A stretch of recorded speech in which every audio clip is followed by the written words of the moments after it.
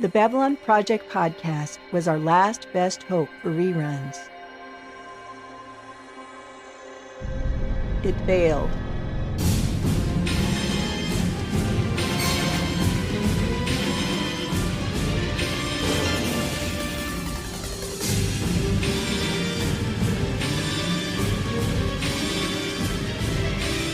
But in the year of the Shadow War, it became something greater. Our last best hope for fandom.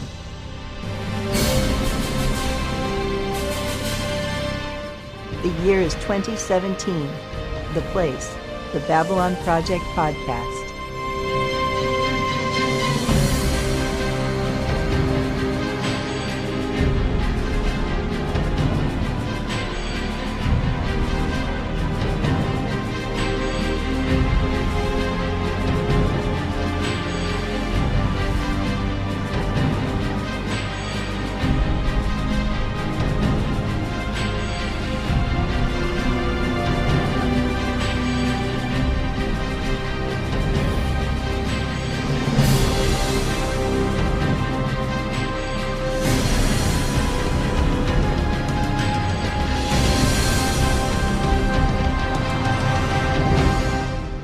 This is Maggie Egan, your ISN news anchor, and you're listening to the Babylon Project podcast. Thanks for listening.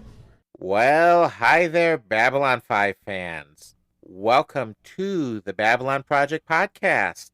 This is, as always, your host, Raul Wybera, with, as always, the intrepid, the brilliant, the suave man with the golden pipes, Jim Arrowwood. How are you, my friend? Oh, my goodness. I don't know if I can live up to that intro. You just did. How are you, sir? I'm good. So, what episode are we talking about tonight? Today is Exogenesis, 7th episode of the 3rd season. I cannot believe we're this far into the 3rd season already. It just blows my mind. Now, I've got to admit, Exogenesis is not exactly what I would call my favorite episode this season.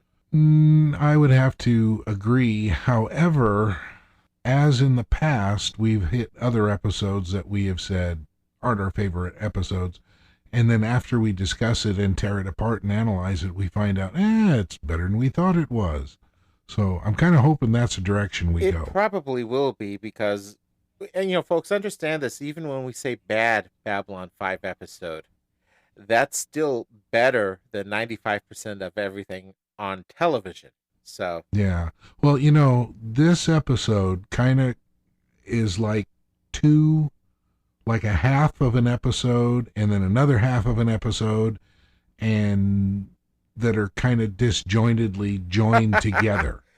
It is funny you should say that. Well, and the reason for that, from what I understand, is when JMS was writing this, he got about halfway through it and then was interrupted for about a week and then came back and tried to jump into it. So the direction that the episode started out in is not the direction that it ended in. So you kind of get this weird episode going on, but the strange bifurcation midway through. Yeah.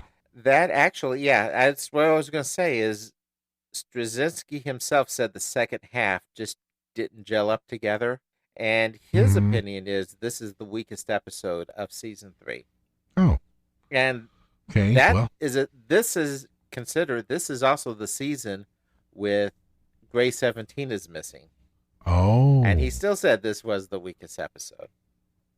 Well, of course, Gray 17 Gray 17 did have the Delenn, Marcus Naroon arc in it as part of the story, and that really saved that episode.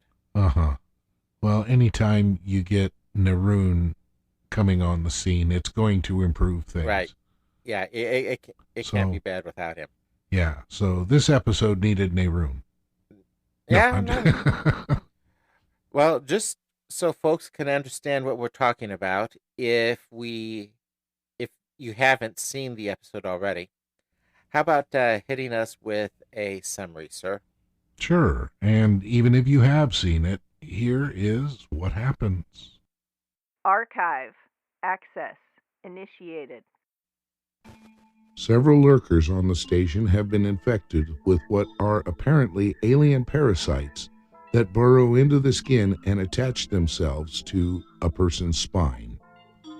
Dr. Franklin asks Marcus to help him figure out what is going on, and as they investigate, Marcus finds that a friend named Duncan has disappeared.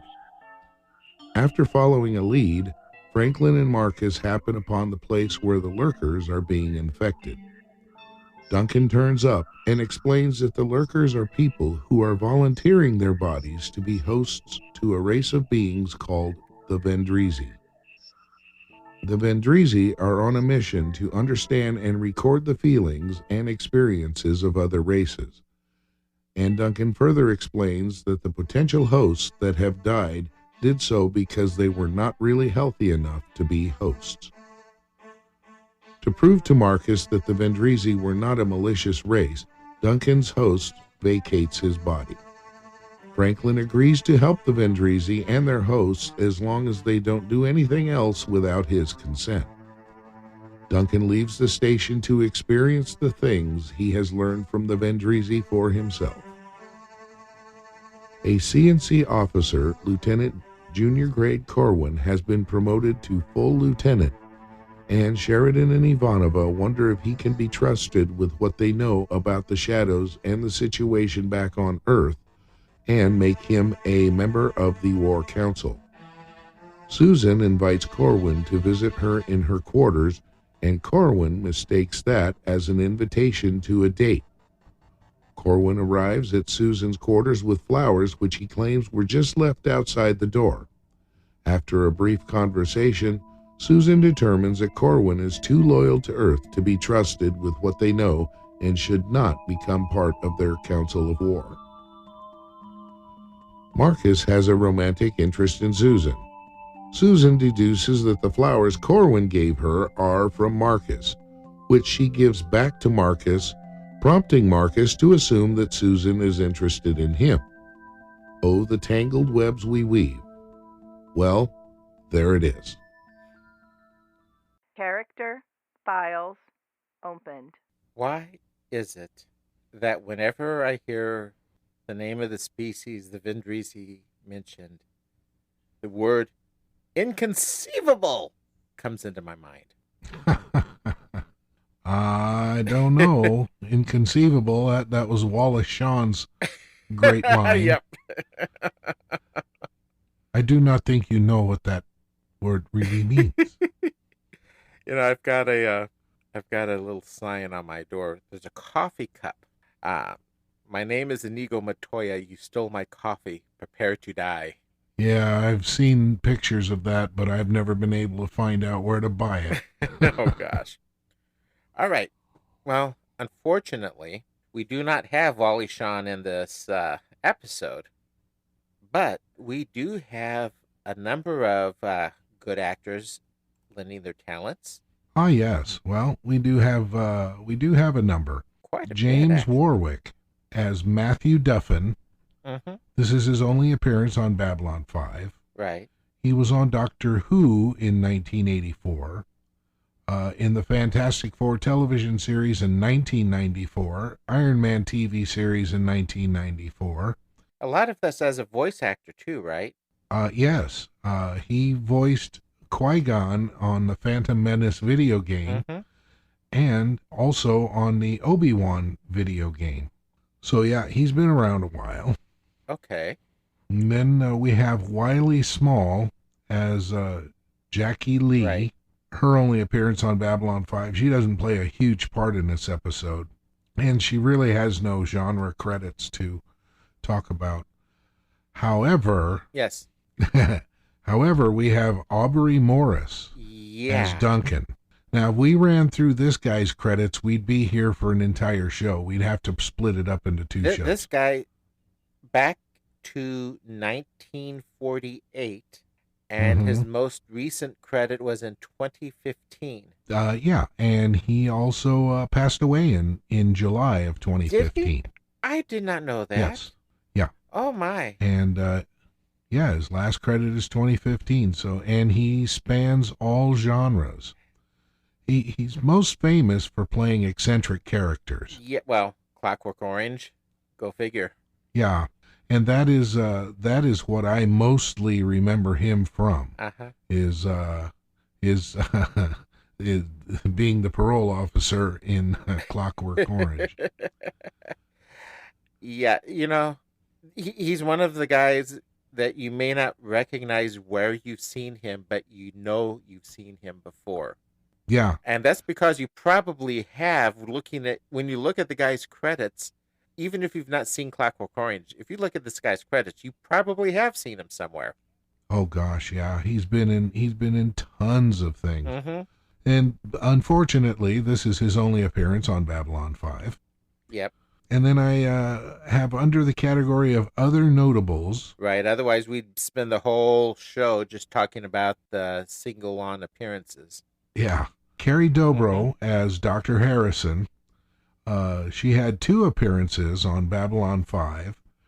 She was in Call to Arms and was a main cast credit on all 13 episodes of Crusade. But not as the Doctor, who just had this real small bit appearance. No, she was a different character on Crusade. Mm-hmm. She was the thief, if I remember correctly. Oh, okay. Now, could be. I'll tell you what, it has been a long time since I've watched Crusade, and I'm not going to until we start talking about it. Yep. Okay, and then Catherine Cressida, we've talked about her before as Cat the bartender. She has 3 previous appearances as Cat on Babylon 5, and this is the last time we'll be seeing her in Earhart's. Ooh, hiss. Yeah. I really liked her. That's a character I wish they would have, or if not a character, the actress that they could have done something more with, because she was a lot of fun. Yeah, she was quite verbose and really kind of neat. So. Mm-hmm. Initiating plot analysis. Okay. On with the episode? On with the show. This is it. Oh, no. Wrong. Well, big docking sequence. A lot of CGI poured into that one. They really pulled it out that time, and someone's there to meet them. Yeah, and by the way, it is the Dyson. Mm-hmm. Yeah, but it's not spherical. Well, no, it's not that Dyson, and it's not the vacuum Dyson either. Chicken. However, it is named for Dr. Freeman Dyson, who did come up with the concept of the Dyson sphere. Mm-hmm. Anybody who doesn't know what that is, it's very simply you break down the elements of your solar system and you build a sphere around your star so you can capture all of the energy coming off of the star. However, that's not necessarily the most efficient system as far as the amount of effort to take to build it. One would think perhaps, maybe if you built it as a ring around the system instead, and you could probably do some panels. Yeah, it didn't Larry Niven come up with something like that? Of course. This is a chance for you to do a quick pitch. Didn't you guys discuss this one? We did. Unfortunately, the name of the book escapes me. Well, there's Ringworld, and then there's Ringworld Engineers. And actually, there's some additional ones behind it, but the main ones that you really want are Ringworld and Ringworld Engineers. Yeah, so if you're going to let me do a shameless plug, on the Orbital Sword with Scott and David, we did take a look at Ringworld by David Niven. However, this is not the Ringworld podcast. No, but it is certainly worth a pitch. Continuing on. Like I said, there are some people there to meet this shuttle coming in. Yeah. And what are they waiting for? That we're going to have to wait for. For just a little bit. Okay. Corwin gets a promotion. Hey. Yeah. He's now a full Louis. Yep. Up from lieutenant second grade, but you know what? They refer to him as a lieutenant junior grade? Yeah, I thought he was Lieutenant JG. Well, that's what he got promoted to. He got promoted to a full lieutenant. Okay.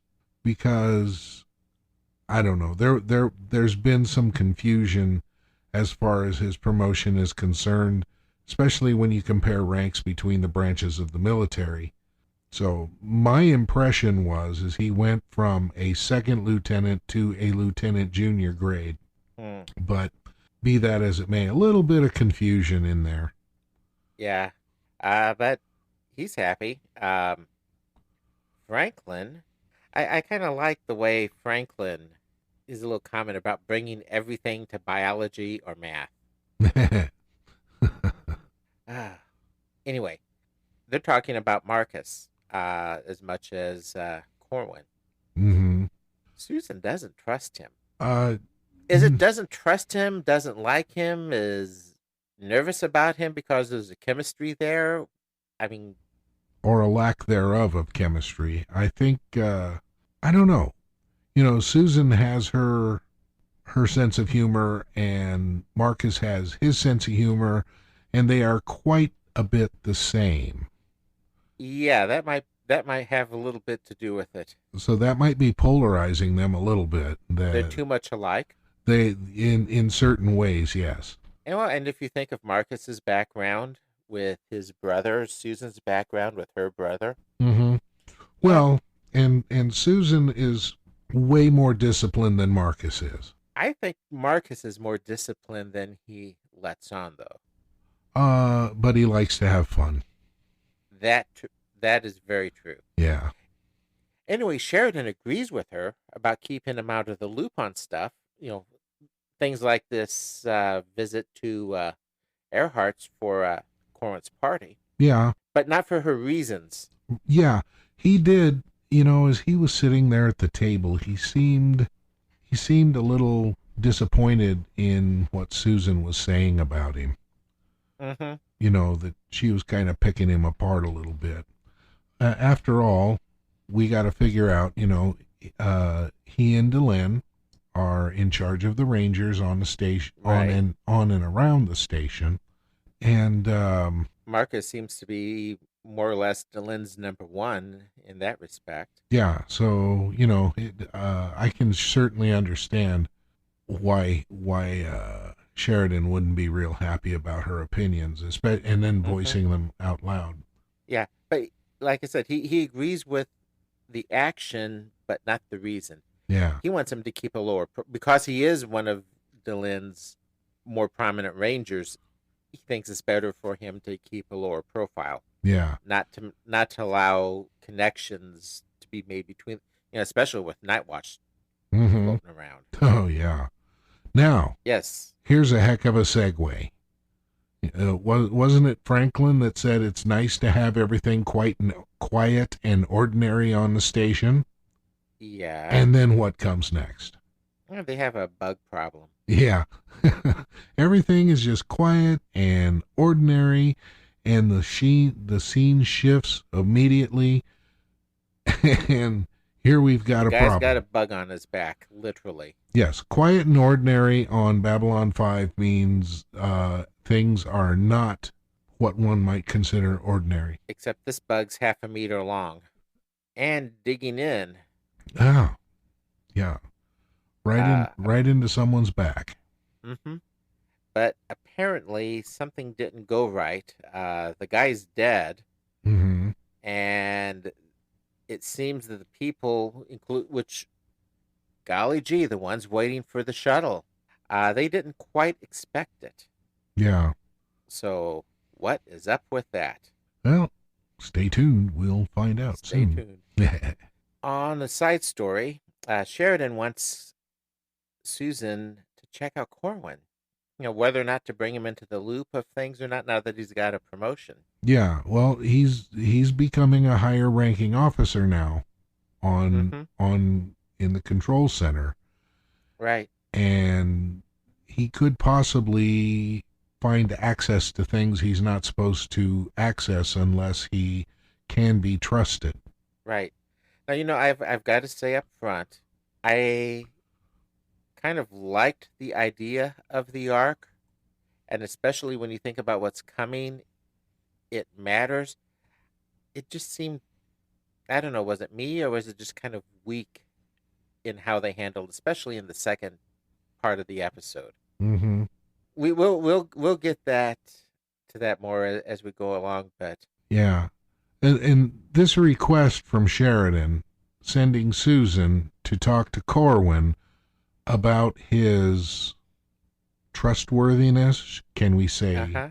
who he's loyal to? Didn't we have a episode a while back with a loyalty thing going on? Yeah, we've had it more than one. Yeah. Uh-huh. Well, Susan does not like being put in this position. She'll do it. No. She'll do it because it's for their immediate command staff. But yeah, okay, now Sheridan's doing technically what he fights against. I don't know. Mm-hmm. Like I said, I get the idea of needing to feel him out, get an idea of his position, but the carry out of that arc line of this episode, it just was weak. Yeah. To a little less weak part, Mm-hmm. Marcus is visiting with an old man named Duncan.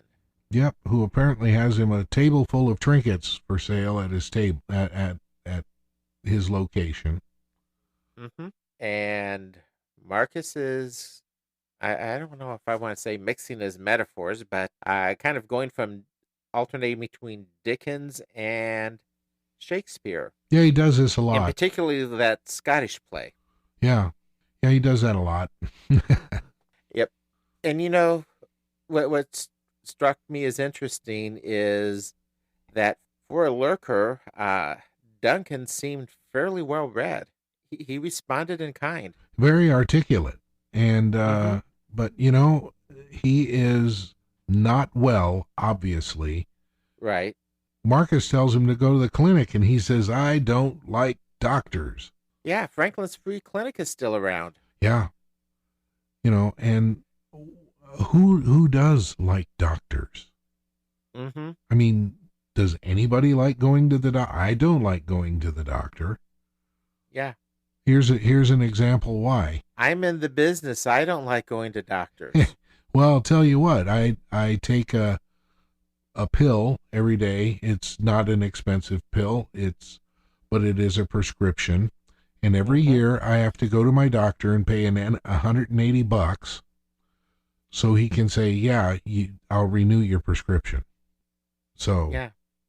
Well, That's not the doctor's choice. There's a point where you do want to follow up, but the full physical to get, the legal issues. Yeah, well, it's the clinic's policy. It's very aggravating. I've been taking the stupid pill for, I don't know, almost 20 years. But whatever. But in any case, this is not the Franklin's Franklin's little clinic though is still open. Yeah, that's what we hear. Yep. And speaking of Franklin, he's running a medical briefing. Mm-hmm. Apparently there was a John Doe DOA, like, the guy we saw at the beginning. Yeah. And that they can't figure out a cause of death for. No, we can't. There's nothing that's obvious. Mm-hmm. So he's asked to do the autopsy, which kind of brings him into that loop. Yeah. This is interesting. The meeting of Marcus and his informants. Apparently, there's someone called Ranger 1. Oh, yeah. Who is wanting a heightened alert. I'm going to guess from the name Ranger 1 is the head ranger. Yes. The guy in charge of the Rangers. Yes. Any speculation as to who that might be? Well, if you read any of the books, you would know that was actually Jeffrey Sinclair. Yeah, in fact, we got a pretty darn good clue from the beginning of the episode with his message to Garibaldi. Mm-hmm. He refers to them as his Rangers. Mm-hmm. But we also have the shadows forming up on the edge of Centauri space. So Yeah. something's building. Oh, yeah. And then there's a package for Marcus that'll be delivered in a week coming from Mars. Right. A package. One thing that's interesting is Babylon 5, when it talks about something like in a week or in 2 weeks, it's typically in show episode times. Yes. That And kind of puts it squarely into around the time frame for next week's episode. and that's exactly what's going to happen. So this package is probably fairly significant. Yes. Well, he does send someone out to investigate, I guess it was Sector 800, where the shadows are starting to form up. Right. So we'll see what happens there. Mm-hmm. And apparently the guy coordinating his contacts meetings wasn't his regular coordinator. No. Apparently someone named Samuel. That Samuel would be Marcus's main contact on the station. Mm-hmm. But, We need to figure out where he's at, too. yep. Well, we'll find him. We'll find him briefly. Yeah, in the next scene. Not the next scene, but the scene after the next. Mm-hmm. Because next scene is Franklin doing an autopsy Mm-hmm. on, sure enough, that patient, that guy that died. Mm-hmm. And apparently the patient was a drug abuser. Yeah, his body was he had traces of dust and something else. I can't remember exactly what it was. Right. Morphazine or something like that. Mm-hmm. And apparently he was under a huge amount of stress when he died. Yeah, he had cut marks in his palm from his own fingernails from clenching his fists so hard. Right. Now I can't imagine what that would be like. Ugh. I don't want to try and imagine. Yeah. And they do, to borrow a phrase that's vastly overused in Star Trek, find one anomaly. Yeah, something weird has wrapped itself around this person's spinal column. Uh-huh. So Franklin's going to go digging in. He's got to open him up and find out what's going on. Right. You remember that Samuel guy? Yeah. Yeah, Marcus finds him.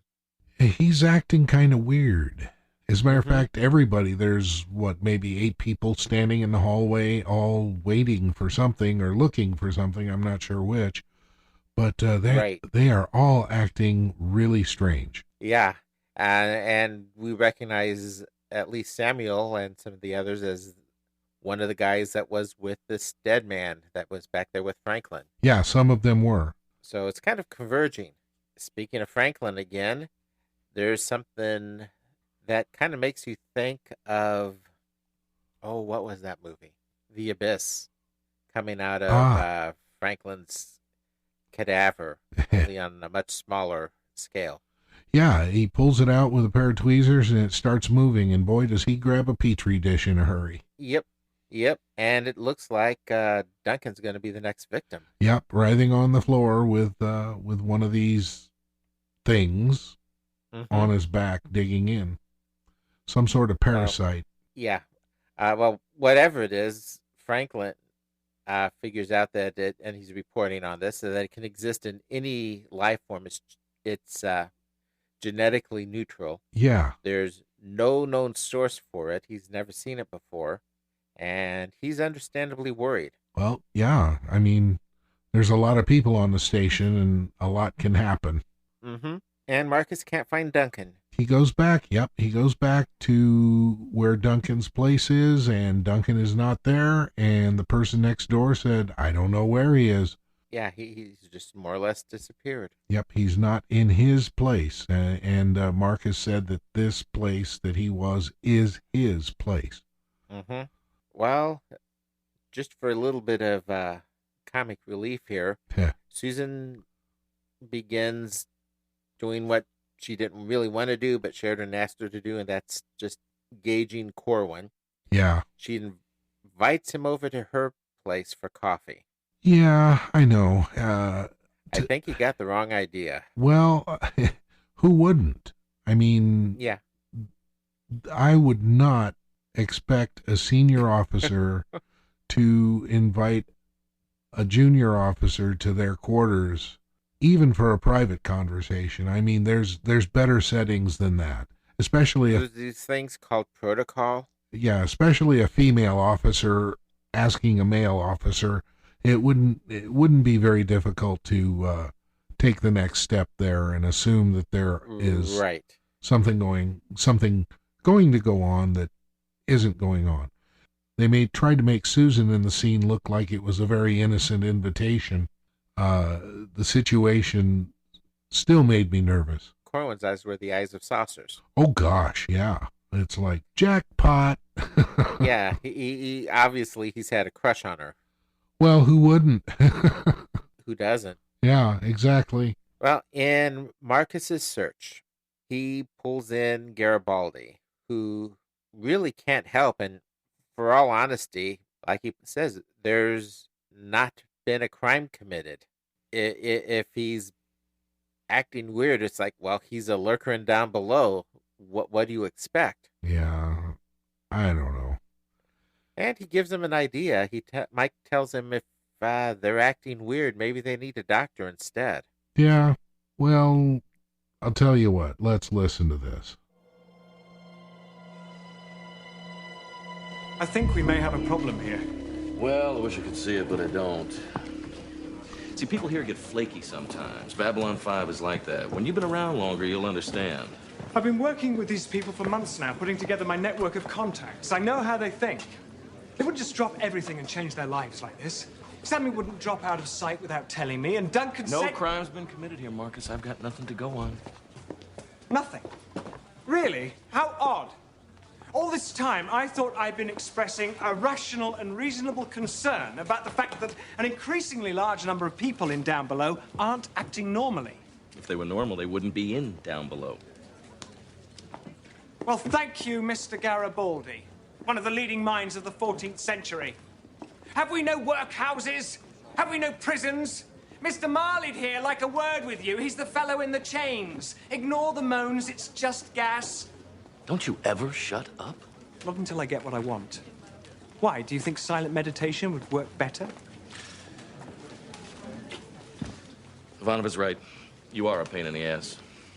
All I'm asking is that you come with me and look into it. It'll take 5 minutes. 5 minutes I don't have. Look, I'm sorry, but until somebody does something out of line, it's not my business. Now, if your friends are acting a little weird, maybe they need to talk to a doctor. But it's not my jurisdiction. Can I quote you? Yeah, sure, whatever. So Mr. Garibaldi suggested that you come see me? So, Oh, perfect way to wrap in, though. I think that was probably the best exchange of the entire episode, though. and well, I would agree, but I'll tell you what, I have some problems with this. First of all, Marcus says it'll only take 5 minutes, and Mike says that's 5 minutes I don't have. However, he's just lollygagging, wandering through the Zocalo, picking things up and looking at them and smelling artificial fruit. Obviously, it was artificial. And just kind of wandering around. That doesn't sound like somebody that's immersed in police Controlling work. the beat. He's a hand-on cop. Yeah. Well, and then secondly, no crime has been committed. Well, don't law enforcement officials usually investigate disappearances? Normally. Unfortunately, this is a lurker and Down Below, and if Garibaldi tried to investigate all the disappearances, that would probably be a black hole that would suck in the entire security team. Yeah. And that and Michael just seemed kind of flippant and unconcerned. And this scene, even though it is probably the lightest moment of the whole thing and it sends kind of a message, it is very un-Garibaldi-like, the behavior that Michael displays in this scene. Yeah, I see where you're coming from. Yeah. But he does use this to rope in Franklin. Yeah, he sends Duncan off to Franklin. And he arrives, and you heard the beginning line. He sent you to see me. Right. Well, they may not realize it yet, but Franklin and Marcus are looking for the same thing. Uh-huh. So, well, we've got it confirmed. Corwin does definitely have the wrong idea. Yeah. Well, yeah. He's a little off base. Stops and picks up some very expensive $40 not $40, but 40 credits for a dozen roses. Artificial. Yeah. They have the texture and scent and feel, but roses for Susan. Yeah. Oh my. Well, Franklin and Marcus doing their investigation. Franklin gets these little PI tasks now and again throughout the series, doesn't he? Yeah, every now and then, but this one causes me a little bit of concern. Again, Franklin is authorized to open someone's quarters when he sees there may be an emergency. When he thinks there may be a medical emergency. Right. Right. But he's not allowed to enter the quarters. Yeah, you don't enter. You can open the door, you can call and yell in. Okay, so what's he supposed to do? Throw a syringe in for the guy? Here you go, boom, here's I would presume if there's no one there if it looks like the place might be occupied, but there's no one there, then he probably can go in. I would suspect that there would be an expectation that someone from security would be there as a check and balance. Well, I suppose, yeah. Either way, Marcus isn't bound by those rules at all. No, of course not. So he just barges right in. Right in he goes. Well, it's his friend. Yep. Now, here's another weak spot. A hole in the wall? Yeah, no explanation how it got there. And it's covered in all these weird-looking, slimy, web-like things. Fibers? Yeah. Do some of them have some sort of super bug power or what? And if they have that, why do they need PPGs? Yeah. We'll see later.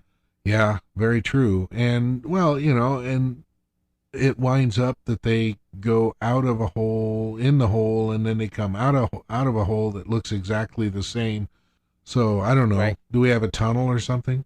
Yeah, with another lurker being targeted, and of course Samuel and his buddies capture Franklin and Marcus. And put them in a cage together. Yeah, and Matthew Duffin, at least he who says he was Matthew Duffin, says they will hold them until they're finished. Mm-hmm. And does it really matter? Because they're lurkers, who's going to miss them? Yep. So it sounds like something rather nefarious is going on here. It sure seems that way, doesn't it? Yeah. Speaking of nefarious, Marcus seems to be a little math challenged. 3 guys with guns, 1 man leaves, and that way there's only 1 man to deal with a gun. Well. Send him back to number theory. Well, maybe he's a musician. Are you saying most musicians can't count? Or are you saying he was a percussionist? Well, he could be a percussionist. No, I'm sorry, not a drummer. Hey, did you ever hear the progression of how things work in music? Oh, God. Well, you start out in music and you get a horn, right? Uh-huh. And if you can't handle learning the horn, they take the horn away from you and give you 2 sticks and make you a percussionist. And if you can't make it as a percussionist, they take one of the sticks away and make you a director. Thank God this is not the band director's podcast. It isn't. God. Okay, I think I've given that as much acknowledgement as you're gonna Oh, now, get. come on. It's a good joke. I thought it was hilarious. Oh, well. Oh, my. In Franklin and Marcus's little conversation behind bars, the truth of the matter of Marcus's reference from Garibaldi sort of comes out. Mm-hmm. And Franklin is a little bit annoyed. Yeah. Though I think he's more concerned about keeping his head attached. Yeah, at this point, we really don't know what direction this is going to go. These people definitely do not seem benevolent in any way, shape, or form, especially when you have people writhing on the floor with big, huge slug-like things digging into their bodies. Right, but on the flip side, they don't. They it's like they don't want to do harm either, and it's like, okay, this is a bit. This doesn't too much. Yeah, it's make not sense. adding up at this point. Uh-huh. Well, switching over, Corwin chickens out on the Yeah. roses, fortunately. Yeah. And just says he just Yeah. found them. And Susan says whoever left him there is a real dope. Uh-huh. Well, he's standing right in front of her. Yep. And then it's, oh, they're so sweet, though. Well, who doesn't like roses? Yep. Well, switching back to our jail cell, it seems Duncan's much better. He's positively spry. I mean, just absolutely alert and no cough anymore, and he seems just moving around great. Yep. He seems a little odd at times, but then at other times he seems more or less himself. Yeah. And I guess a better phrase for the parasite, from what we learned from Duncan, is that it's probably more appropriately called a symbiote. Uh-huh. And the definition of that would be, for instance, we have two beings. Two life forms that actually have a beneficial coexistence with each other. And we see that because all of a sudden Duncan feels great. Mm-hmm. And apparently it sounds like it extends their lives, it all kinds of little benefits. Mm-hmm. Shades of what is it? Stargate. Oh, I'm not not familiar. The beings. Not familiar with Stargate. Or Star Trek. Star Trek had their symbiotes too. Oh, well, that was the Trill, a joined species. Right. And in this case, the symbiotes are Sicilians, the Vendrisi. Now, sorry. Yeah, I'm sorry. When he gave this, Straczynski had to know when he gave them that name, he was setting himself up for a lot of Princess Bride jokes. Oh boy. Well, when you said Sicilian, I immediately flashed to The Godfather. Oh, okay. No, I was going straight to Vizzini, Princess Bride. Oh, well, see, The Godfather. Oh, the second movie, Vito's story, from the time he arrives, it was on TV recently, and that one, I really enjoyed that movie. So, yeah. Aha. Well, these Vendrisi are intelligent, and it sounds like they are going for volunteers. And apparently, the guy that died was because of all the drugs in his system. Yeah, he was. That's what made things go south. His body was polluted to the point where the Vendrisi symbiote could not exist there. Yeah. But they're volunteers, people from down under. Down under? Lurkers are volunteers. The Aussies. Yeah. The Aussies are being infested by the Sicilians. No. Let's not ostracize our Australian listeners. Oh, God. Down below. Yes, down below. There we go. The lurkers in down below, let's face it, they don't have a whole lot going for them. They don't have a whole lot of hope. And here now they're being offered an opportunity to be more than they are. Right. So they're volunteering for this. And we'll get more into that. We'll get more into that. And all of a sudden, boom, things don't seem anywhere near as sinister as they were. Well, except they're still being held there at gunpoint, but we'll get that. We'll progress along to that a little bit. Yeah. In the meantime, it's time for coffee. Yeah. Now, okay, I don't get this thing with coffee being so difficult. Well, oranges are difficult. Yeah, but they're still able. Sheridan seems to have a bowl of them everywhere he turns around. Well, yeah, unless, of course, they are like the artificial oranges that Garibaldi was playing with in the Zocalo. But yeah, it's just irritating. Coffee, you can freeze dry it, package it, it lasts forever. Yeah, well, Susan says it's a little expensive to transport. But freeze dried?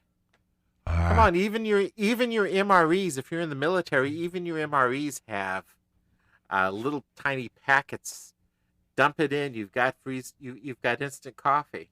Instant coffee does not taste very good. Some of the Nescafe stuff, if you get it from Europe, is not too bad. Now, the only time I ever used instant coffee is when I was in high school. And I'll tell you what, instant Folgers, 2 cups of that, and I was dancing on my head all night long. So, okay. Anyway, they do have their conversation. I like the line Corin uses about respect the chain of command. Mm-hmm. That's a line to remember. It's going to come up later. Yes. 2 episodes, actually. He's indicating that he is going to follow the legal orders of the officers appointed above him, as says in his oath. Well, how would he say anything different, especially with the kinds of questions she's asking him? Right. But, we still don't know how Corwin feels about the political climate back home.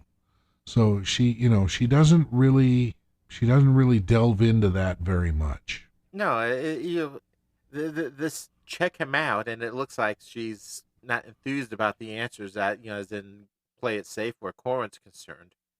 Well, for the time being, that's probably wise. Yeah, but what is she supposed to do? Superior officer asks you, have you been having traitorous thoughts regarding the president? How would you like to join a revolution? Really? Well, that's one of the weak parts of this whole plot. That line. Well, this is it is, and that's because the conversation is so short. It's very brief and way too much to the point. I think that a better question Susan could have asked is, what do you think about the information that has recently been exposed about now President Clark being complicit in President Santiago's death? And he's still going to give her the correct answer, not necessarily what he thinks. Well, but he no doubt has friends. Right. So there's ways to find things out. Yeah. Gee, come over for coffee and let's talk about it, though, isn't one of those ways. No, that's where I've got. Especially not in a female superior officer's quarters. Yeah. That's not a. The whole situation is bad. Joe, what were you thinking? Right. Talking about situations with Susan that are bad. Yeah. Back in the Marcus cell. Seems to be using in the cell. Marcus seems to be using this as an opportunity to feel out Franklin's recommendations on Susan. Marcus is really either really confident or really stupid, because he's always coming up with this off the wall stuff, and it's like, what are you thinking about here? We're sitting in jail and you want to talk about, oh my goodness. Well, nothing better to do, and take the opportunity when you can. Franklin tells him, though, in no uncertain terms, he is not her type. Mm-hmm. Except he might be exactly the type she needs. I mean, look at her past. She doesn't exactly have a stellar track record. No, but... Anyway, our Vendrizi symbiotes come in and take Franklin. Apparently one of the victims is sick. Well, 2 guys with a gun gone. 1 guy with a gun gone, so now there's only 1 gun left, right? 1 gun left. Well, we do get an idea of how Marcus's math works. The BS line with a medical scanner. Yeah, right. Yes, the Copeland J5000 medical scanner. Yeah. Now, Copeland is referring to John Copeland, of course, one of the show's producers. Yeah, the whole bit was hilarious. Oh gosh, yeah. Just look down this tube and shake it twice, and that pike opened up and knocked the coon dog crap out of that guy, put him flat on the floor. Yeah. Well, and even funnier, Marcus does get free, obviously. Yeah. Grabs Franklin's link and, sorry, you're not authorized. Sorry, you're not authorized. Please contact security. Well, it is. I don't know. Have we heard this before, that these links are DNA? I think the links in the PPGs are DNA sensitive. I know the links are. I don't know about the PPGs. I think they are. Because I don't think they were. I thought, because you've seen different people pick up different PPGs. That's very true. Okay, I might be mistaken. But the links are genetically assigned to a particular person. Right. And that supposedly is what hooks them to your hand, too. Yeah. At least it does set off an alarm. So we've got that, at least. Yeah, now Garibaldi's interested. Uh-huh. Mm-hmm. Marcus in his little fight seems to be something of a one-man army. Oh, gosh, he goes through these guys like a dose of salts. I mean, just, boom, it's gone. Mm-hmm. Then Duncan sort of calms him down and gives him more of the history. Apparently, these symbiotes are 5,000... I'm sorry, they're a 500,000-year-old species. Mm-hmm. And you notice what they said they were created. They were created 500,000 years ago. Mm-hmm. To record history, and they seem to have a hive mind. Yeah, definitely.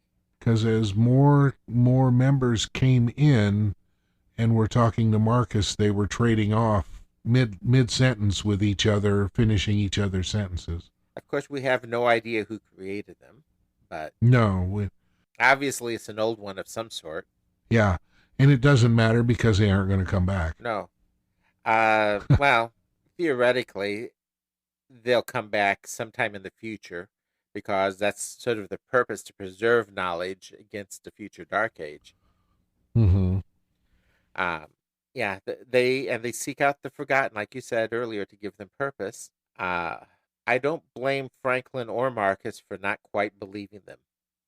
Well, no. I mean, you've got an alien thing speaking through another person. So Marcus lays down the terms for believing what's going on, and he says, "I will believe Duncan." Right. But you are not Duncan. And they release him so Duncan can, and Duncan confirms everything. Mm-hmm. Well, suddenly it's a whole lot less sinister, and Franklin is all for helping. Yeah, this was a horrible, horrible flip-flop here. Yep. Well, conditional on his getting to monitor and study them. But this kind of flip-flop in a show that is centered around the idea of consequences. Yeah, and you've got Franklin, who is a medical doctor with people being at least partially controlled by an alien species, and he's like, okay, well, you let me look over what you're about, and we'll be okay with it. Yeah, no ethical problems here. Yeah, baloney. like I said, it's weak. We don't know what the long-term effects of this relationship could be. It's gone on for 500,000 years, so... Yeah, but with what species? Yeah. And unfortunately for Duncan, though, or fortunately, his memory's fading. And apparently once the symbiote lets you go, it's over. So it's sort of a one-way trip. You can't go back. You can't go back again. Mm-hmm. And from here we get into wrap-up of the episode. Susan kind of gives Sheridan the no shake on Corwin. Right. Pointless, because that no, you're out of the loop lasts all of 2 episodes, maybe 3. Yeah. Duncan seems to have gotten his purpose back anyway. He's leaving. Yeah, well, he may be losing his memory of the joining and all this other, but he now has his health back. Yeah. And so he's able to go see some of the things that he learned about. He's off to explore some of this. Yep. And I'm glad you noticed that he got his health. The cough was gone. Mm-hmm. Plot hole here. He's a lurker. Where in the heck did he get the money for transport? Gosh, I tell you what, I don't know, unless they have a public service, spaceship service nearby. Yeah, for ex-alien takeovers. Yeah, because he's getting right back on the Dyson. Mm-hmm. Maybe the Vendrizi had, already had a ticket for him in his name. Well, could be. Don't know. Just the way they handle it, though, is a hole big enough to drive my car through. Yeah. Franklin gives a good report on Marcus to Susan. Yeah, they worked closely together, and Franklin likes him. Franklin trusts him, has seen him in action, and the light bulb goes off for Susan. Yeah, and you know what? Franklin and Marcus in the future are going to be almost like Season almost 4. Yeah, like Bashir and O'Brien were on Deep Space Nine. Oh gosh, yeah. Season 4 between those two is going to be hilarious, especially the trip to Mars. Oh gosh, I spy with my little eye. But this light bulb goes off for Susan, and she solves the mystery of the roses. Yeah, or she starts thinks. The War of the Roses. Yeah. She blames Marcus for the flowers. She thinks that Marcus dropped them off there, and she's going to return them. In a very moonlighting type of response. Marcus is sitting having a meal, isn't he? Yep.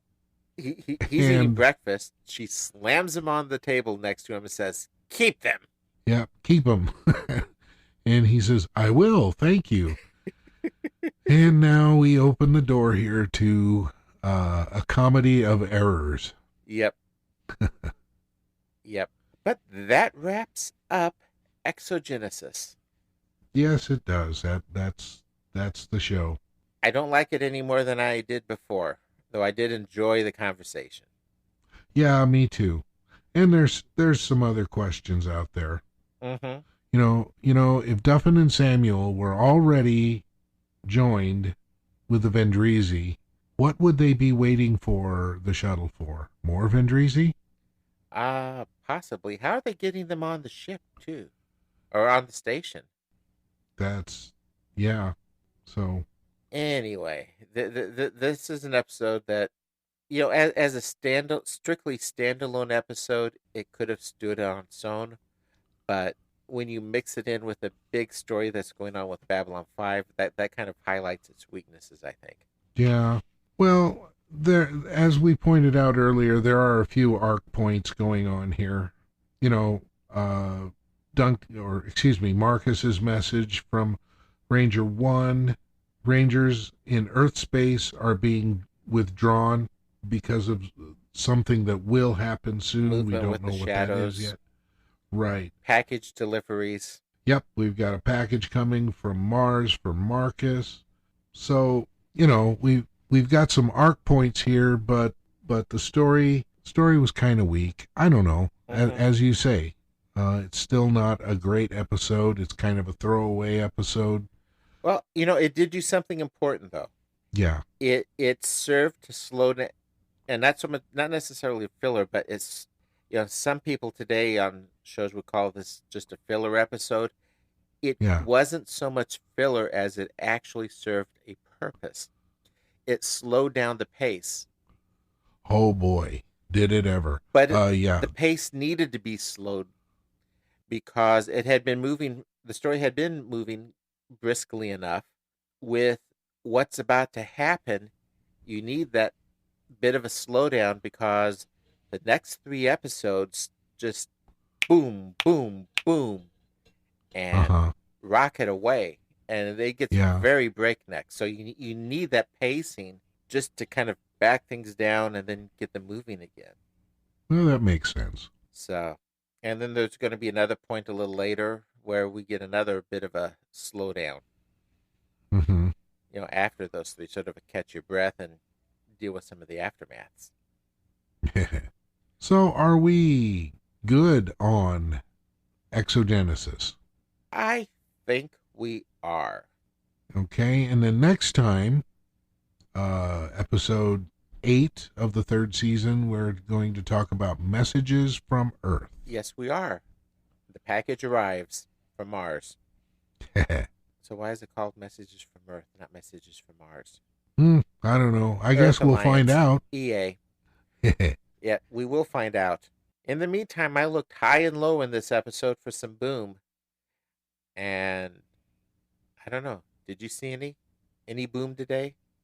There wasn't even a kernel of popcorn going off in this one. It was just boomless. No boom today. None. Probably tomorrow there might be some. Oh, yes. There's always boom tomorrow. Always. Good night, everyone. So long now. Podcast terminated. Thank you for listening to the Babylon Project podcast. You can email Raul and Jim at the Babylon Project podcast at gmail.com. You can find us on Facebook at the Babylon Project Podcast. On the internet, we are at babylonprojectpodcast.wordpress.com. To subscribe to the podcast, you can find us on iTunes, or you can subscribe to the RSS feed on the webpage.